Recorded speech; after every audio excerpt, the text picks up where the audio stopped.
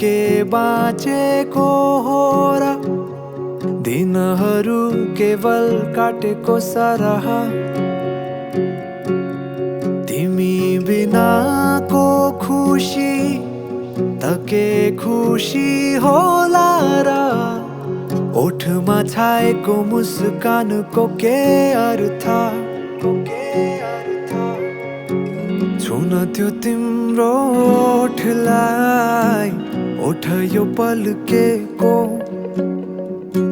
छातीमा राखे लुकाई तिमीले अरू त डर्केको।